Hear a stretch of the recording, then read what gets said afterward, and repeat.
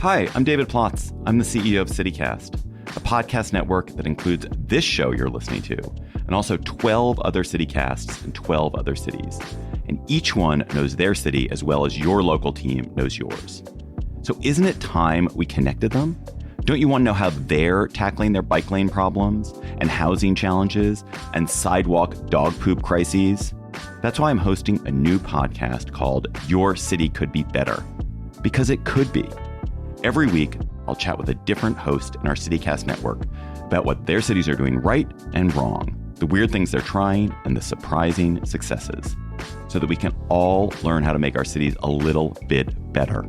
Listen to Your City Could Be Better on YouTube or wherever you get your podcasts.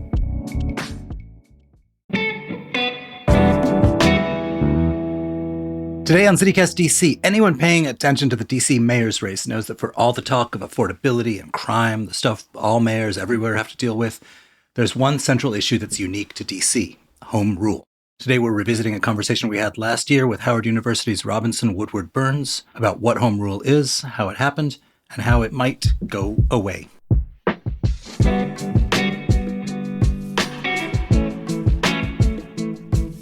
Today is Wednesday, March 11th. I'm Michael Schaefer. Here's what DC is talking about.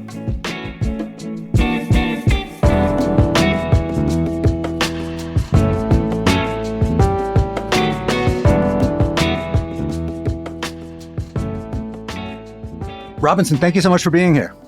Thank you for having me.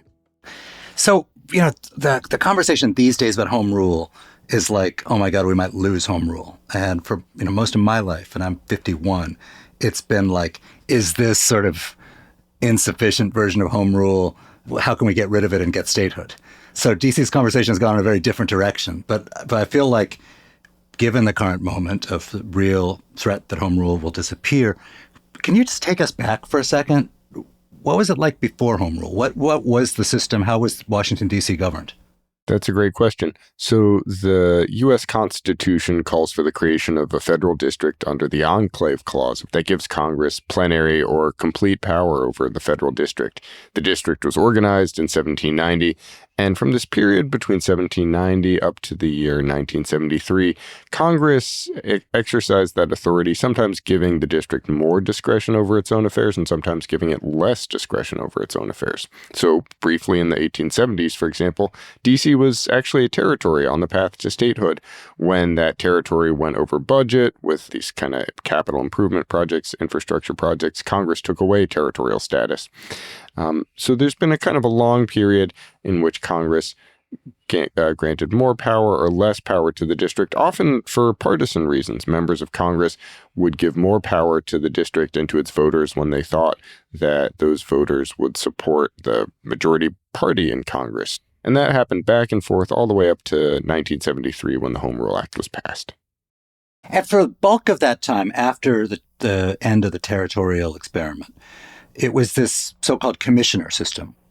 The coming of home rule, the end of this commissioner system, and the civil rights movement are pretty hard to separate from one another because it was ultimately driven by people being offended that you have this it's un-American, this group of people who are being taxed and don't get to vote for who taxes them. And particularly it was an increasingly black city being run by a bunch of white segregationists.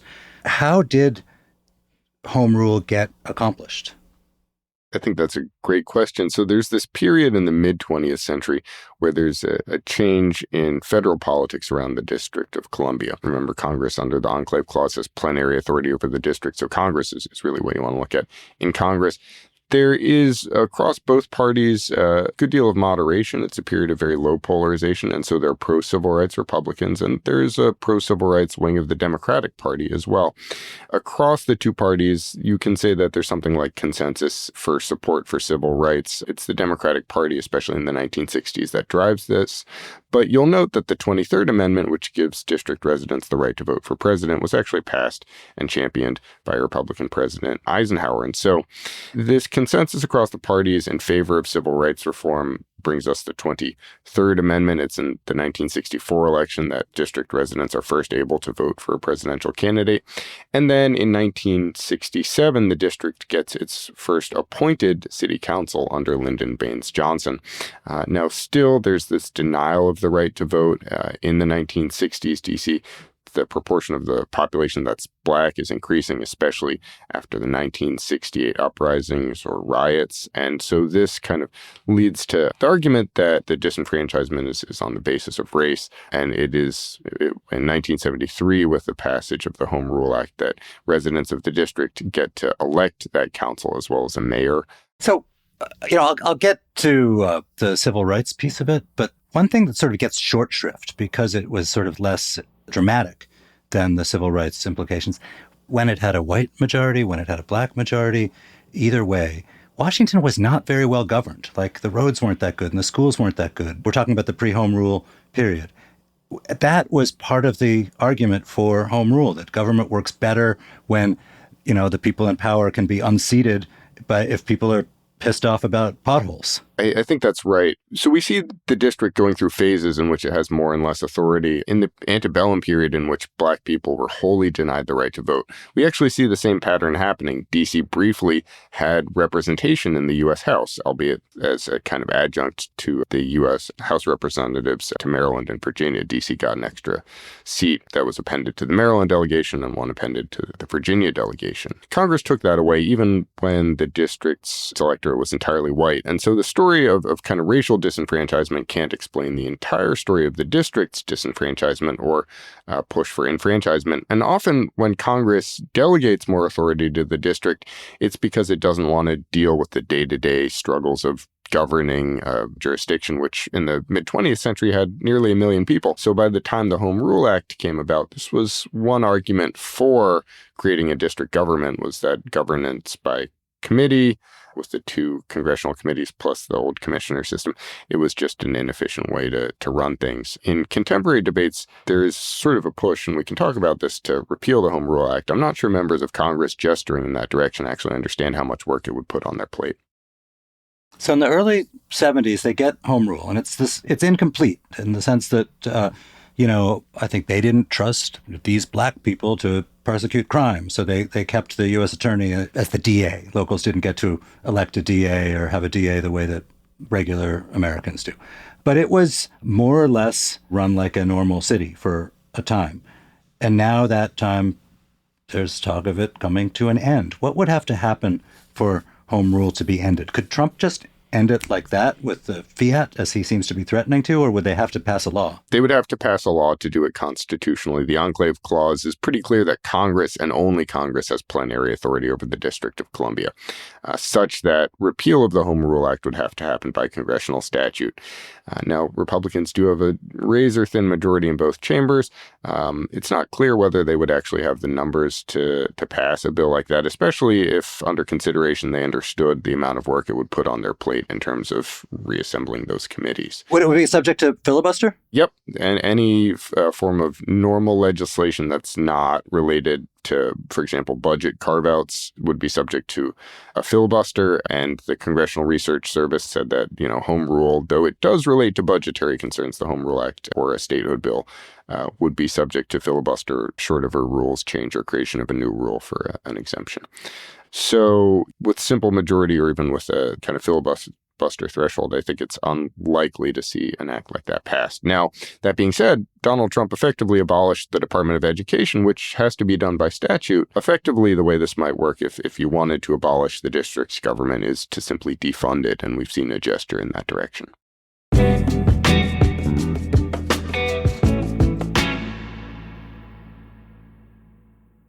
Catch world-class arts in DC this spring for free. The Peabody Institute of the Johns Hopkins University presents the Peabody Performance Series, a full season of free concerts at the Johns Hopkins University Bloomberg Center, located at 555 Pennsylvania Avenue Northwest.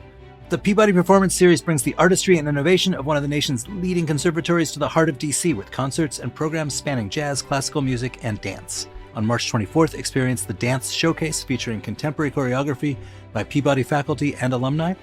On April 10th, the first of the Slang lecture series examines spirituals as the cultural bedrock of the American sound.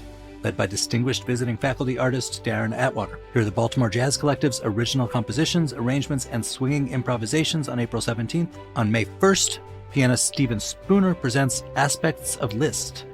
And on May 8th, the season concludes with a performance by the Peabody Jazz Ensemble. While all events are free, tickets are required for entry. Learn more and get your tickets at washingtondc.jhu.edu. Don't miss Folger Theaters As You Like It, playing March 10th through April 12th at the Folger Shakespeare Library. Envisioned by artistic director Karen Ann Daniels and directed by Timothy Douglas, this production of Shakespeare's comedy offers a love note to DC, imbuing the Forest of Arden with the familiar vibes, culture, and characters that mark the district as a resilient and redemptive place of belonging. Featuring choreography from Tony Thomas, a Folger Theaters Helen Hayes award-winning production of Metamorphoses, and original music by Grammy Award nominee Kokiai. Don't miss this take on Shakespeare's playful and musical comedy.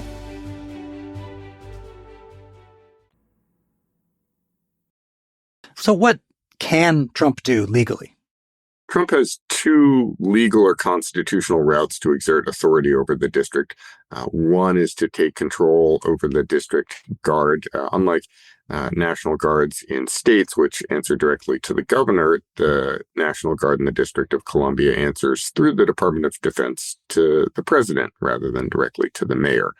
This has sort of been a recurring issue of debate in the annual National Defense Authorization Acts, but it does give Trump the authority to deploy or withhold deployment of the National Guard.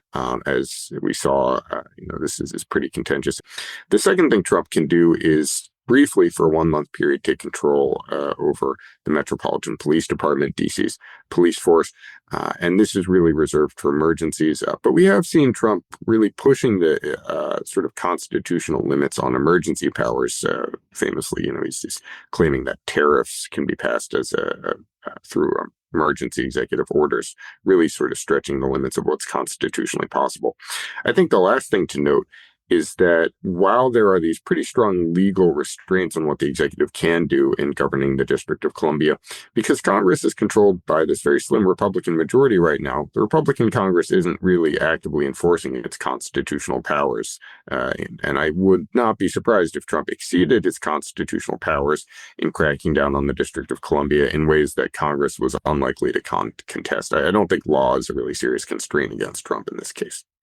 All right, and what can't Trump do legally?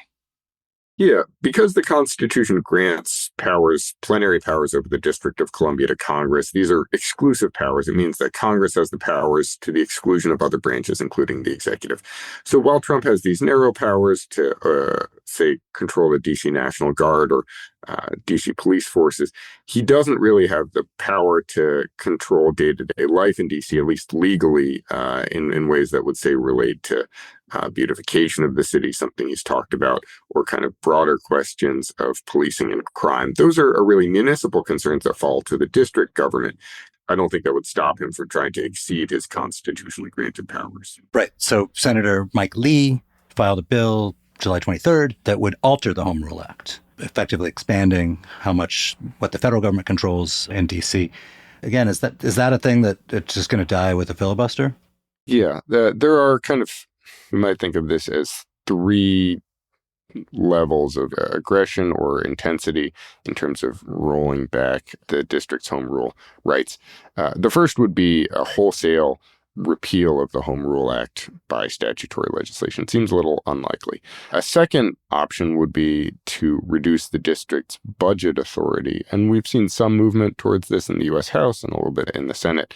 Mike Lee famously is a major opponent of the district's home rule rights in the Senate. So reducing the district's fiscal or budgetary authority can be done in a few ways. It could be done statutorily, a little easier to pass, perhaps, than a wholesale repeal of the Home Rule Act. Or it can be done by forcing the trigger of the control board. So the district between 1995 and 1999 was under Congress's authority through the Enclave Clause, partly because the district under Marion Barry's 4th term ran over budget. If the district failed to meet the fiscal requirements under the Control Board Act, then you could effectively override, at least on a temporary basis, the district's government. A third way, which is sort of what we see now, is just placement of riders. And this is kind of a longstanding pattern in which individual House members will try to knock out a part of the district budget. And we see this with House members who might be facing a really tough primary where they're being challenged by, say, more conservative members and they want to establish their conservative bona fides. And so they'll attack or try to remove district funding for things that conservatives are opposed to. That's probably the most likely out of the three. And like you said, that's been a longstanding thing for the entirety of the Home Rule era. But it's become, this year there's a lot more of them, and they're a lot weirder in the sense of like messing around with like transportation regulations. But look, reading the tea leaves, what do you see as the most likely scenario? Just sort of an aggro version of riders or what? Yeah, it's a good question. It's really hard to make predictions in the current era in that some pretty important parts of our constitutional system have begun to fail. And I mean, that's, it's happening at the national level. We see the abolition of as I said, the Department of Education without congressional statute. That's perhaps a problem for the Department of Education, but it reflects a broader constitutional problem in that the executive has now assumed powers of the legislature. This is a sort of kind of a third grade checks and balances thing that we're taught that's now begun to fail. So what does this mean for the district in this period of unconventional legislation? So I would expect to see this pattern continue, but amplified with the case of district riders, the specificity is increasing, as you pointed out. Let's talk for a second about what it would actually practically day-to-day mean if DC lost home rule. Do you have a sense of what would replace it? Would we go back to the commissioners? Yeah, it's really hard to know what it would look like if home rule disappeared. We have had home rule rolled back under the control board and through riders. Right. So during the control board, if I recall correctly, there was a control board. They hired a professional city manager who took over, I think, every part of the DC government, took it away from Barry except for the parks. Right. But the Home Rule Act did remain on the books, such that this, I think, would be best understood as like an administrative or a fiscal restriction on the district's authority. And that's different from abolishing the District of Columbia's government wholly. The control board was set up as a temporary kind of override. And really, Congress did this because they didn't trust voters in the district after voters reelected Barry after his federal imprisonment. So, to the original question, what repeal of the Home Rule Act would look like, it's not really clear. A repeal bill would have to establish some form of governance in its stead. To wholly fail to do that would be kind of a remarkable abdication of Congress's authority over the district. But, it would also be a moment when there are a lot of sometimes crackpot, sometimes earnest right-wing ideas about governing, about privatizing schools, about ending abortion rights, et cetera, which would be, I imagine, quite hard for some of these more ideological members of the House to not do these things. I could certainly imagine if home rule were repealed, a situation in which the replacement included basically long-term statutory entrenchment of the riders that we've talked about. So restriction of abortion rights, expansion of school voucher programs. These kinds of riders are generally unpopular in the district and really do affect the lives of district residents. So a famous example is that the district funded a needle sharing program. This did reduce the rate of intravenously communicated diseases. When Congress defunded the program, the rate of disease communication and the death rate went up, right? Getting rid of the Home Rule Act and creating these, basically kind of legalizing a lot of these rider policies indefinitely would probably have a similar effect. Jurisdictions know best how to govern themselves, and taking away the rights of district residents to engage in self-government, it's not just kind of normatively a bad thing to do, but it also can harm people. And there's also this, that over the years that I've been a reporter here, a lot of the sort of jerking around with the local government of DC by Congress has involved things that are programs that benefit or focus on a very small percentage of the people. So poor women who need abortions, right? It's an important thing, but it's not sort of the broad middle class or intravenous drug users or whatever. A lot of the stuff that would be quite tempting, I would imagine, to ideological members of Congress would actually affect like congressional staffers who send their kids to at least public elementary schools, or who might need abortions sometime, even if they can pay for them. And I wonder if that would, it would sort of be like a virtual representation insofar as they'd have to run into these people in the hallways. Yeah, that's an interesting point. So you are correct that once Congress passed the Home Rule Act, it really kind of retained authority over the District of Columbia most directly in budgetary and fiscal concerns. And often it exercised that by cutting federal funding for district programs. The people who needed those programs in the district were often the people who relied on federal or what would be state funding elsewhere, which is to say low-income people. It generally hurt DC's Black majority or Black plurality most. Now, if you got rid of the Home Rule Act and you left DC in a lurch without clear, say, trash collection, or without the clear authority to fund or empower garbage collectors, this would be a problem for the Republican staffers who want to live in the Navy Yard neighborhood, right, which is kind of a slick new development for young transplants. All of the people who've been piling in from places like Kansas and want the kind of things that come with living in a city might be disappointed to find what it actually looks like to defund or wholly abolish the district government. We're also in a moment when on the right, particularly on the tech world that has swung so hard to the Trump movement, there is this sort of this world of fantasies about if only you could create your ideal city somewhere out there and it would be technologically run and we wouldn't have to worry about all this democracy of people asking for irrational things. That is, I think, currently part of the culture of the Trump coalition. It's not the entirety of it. But I wonder if there would be a temptation to sort of live out some of that fantasy scenario stuff. That's a really interesting hypothetical, one I haven't heard. So it is true that Congress has used throughout a district's history its own authority, its congressional authority, to basically experiment with different forms of governance in the District of Columbia. So there's a book by the historian Kate Mazur called An Example for All of the Land, in which Congress during Reconstruction, Republicans in Congress enfranchised Black men. Congress has used D.C. sometimes as an authority, as a jurisdiction to test public policies that haven't been instantiated elsewhere. Now, what we've really seen from the last 30 years is that Republican members of Congress will just axe budget items that they don't want because they're worried about re-election without thinking about public policy consequences. What would happen, though, if Donald Trump and Elon Musk reunited? They're both famously mercurial, and then Elon Musk got, appointed a permanent governor of the District of Columbia. I think that would be, bad. District residents should have the right to govern themselves. And, I think San Francisco doesn't really have a full sense of just how big Washington is. Washington is a city, and then Washington is the national government. And I would guess that they probably will eventually get burned out in their attempt to take over the national government. The city government might be a little more easy. And your hypothetical is an interesting one. I haven't thought about what would happen if members of Congress used that authority to allow tech bros to kind of experiment with our government.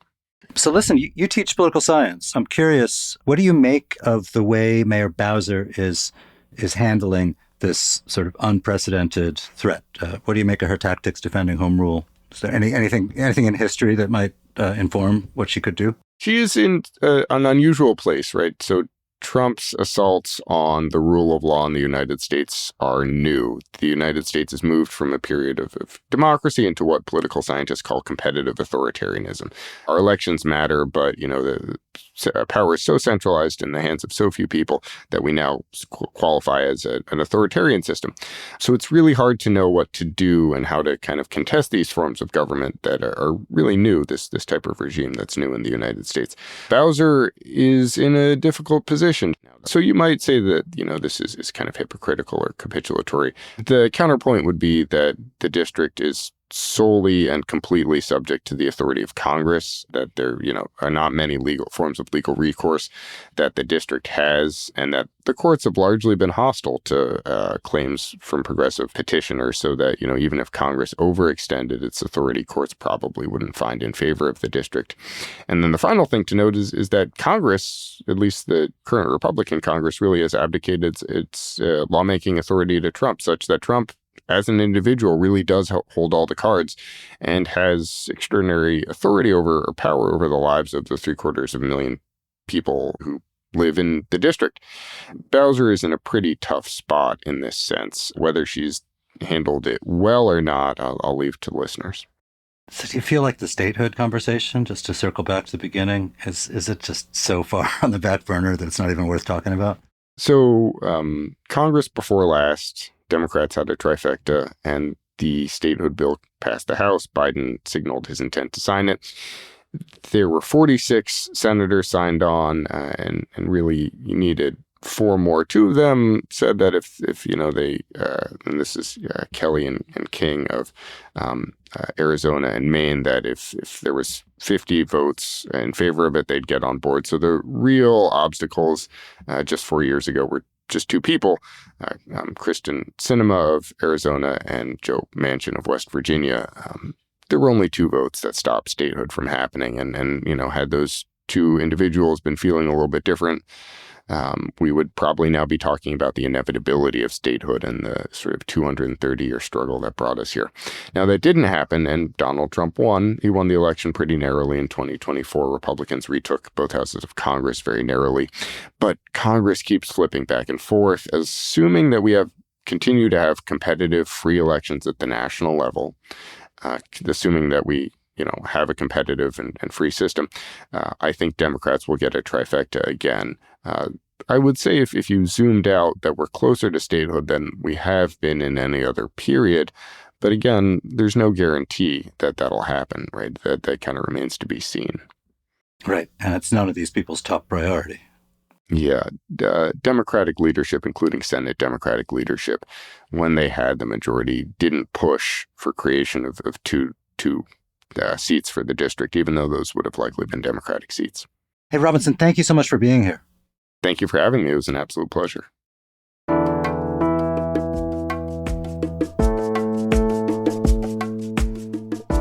And that's all for today here on CityCast DC. If you enjoyed the show, why not tell a friend, rate the show, leave us a review, and subscribe to the morning newsletter. And become a neighbor. Head to membership.citycast.fm to join. We'll be back tomorrow morning with more news from around the city. Bye.